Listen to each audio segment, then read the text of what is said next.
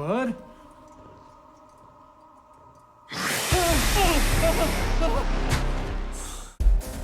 You guys are too much. He's always like this.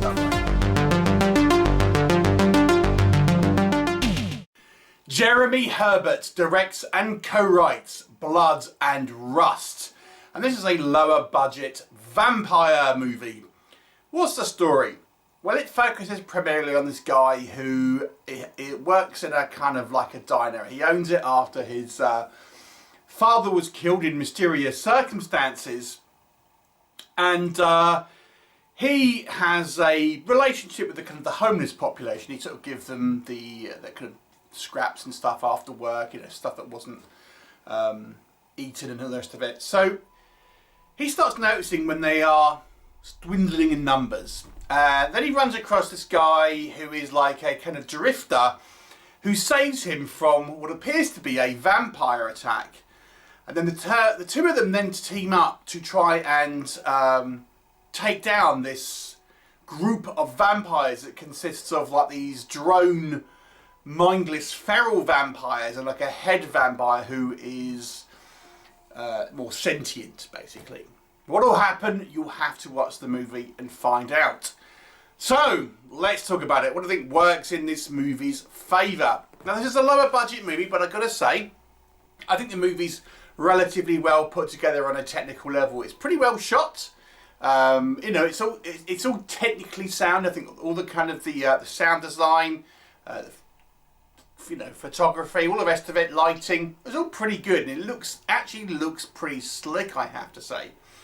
I think the vampires themselves are sort of interesting. We have this distinct kind of like separation between the two sort of types of vampires. The more feral foot soldiers, basically like kind of like uncontrollable beasts, and they're all sorts of dressed in kind of rags and things like that, and look. Yeah, I mean, the effects are a little mixed, I'll just say, but I liked the most part for them. They're kind of just like disgusting looking, basically, whilst our head vampire, you know, can easily pass as kind of human and things like this. But I still could have quite liked it. There is a couple of neat effects of like beheadings and things like this, where I think the effect works is pretty decent.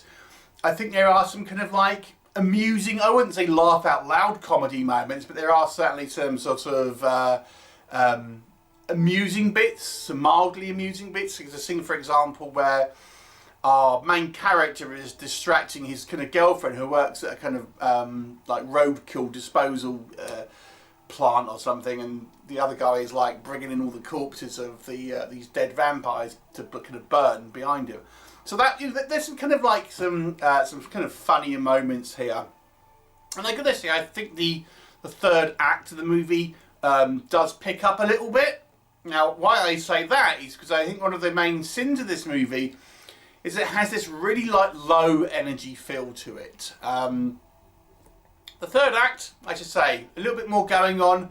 It kind of picks up the pace a little bit, but it takes a while to get there. And why is that? Why do I say that? So, primarily for me, I think the main problem lies in our two main actors. And I don't think the acting is necessarily bad from them, but it's very unenthusiastic. It's very like low key.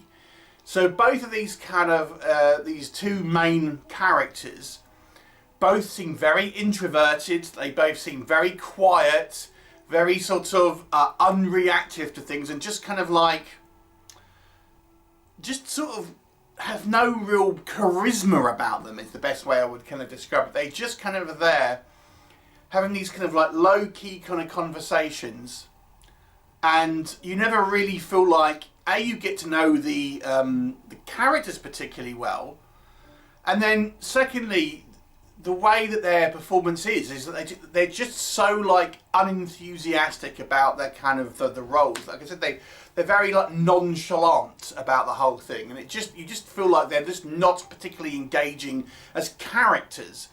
It doesn't help also that the dialogue that they say a lot of the time is kind of somewhat inconsequential a lot of the time. So the movie has this kind of dragging feel, and even like even some of the kind of the direction here, you know, the camera just like lingers on them a bit too much, and as we kind of watch them like wander off and things like this, and it just like, this movie definitely is not like a high octane. This is like the opposite. I wouldn't say the movie is like a slow-paced movie exactly, but the film as it unfolds, it just feels so sort of low energy and you know, very kind of like an unenthusiastic performance from everyone, including the kind of the direction and the writing. So everyone here is just kind of like, feels like they're sort of going through the motions to a certain degree. No one feels particularly like dramatic. So that's a problem, because you just feel like, you know, this is not very interesting. The budget does show through. I think I for the most part like our vampires, but you know, there's one or two times where the kind of the makeup effects look a little bit like makeup effects, things like this. But you know, I can sort of forgive that. I think some of the supporting characters are a little bit over the top. I won't, so there's like a sheriff, for example. I won't go too much into the character. There's like a sheriff who just feels like he's in a different movie. I mean, at least he's kind of animated, I would say. But, yeah, a little bit over the top. I think more could have been made to make this movie like a spookier movie, or a kind of like a gory film. Something to make the vampires seem a little more kind of threatening. And our head vampire, again, I just felt more could be done here. It just seems like there's an alright idea, I suppose, but the kind of the execution of it just feels like half-hearted, and he could have been more, you know, because his army of drones are sort of basically just kind of mindless. He could have been a lot more kind of interesting a character to kind of explore, but he just kind of falls into that evil guy, how I'm the kind of the aristocratic kind of vampire type, and that's basically it. Even our action sequences don't feel particularly kind of dramatic. As I said, they get a little bit better in the last act, I would say, but even then they're not exactly like thrilling stuff.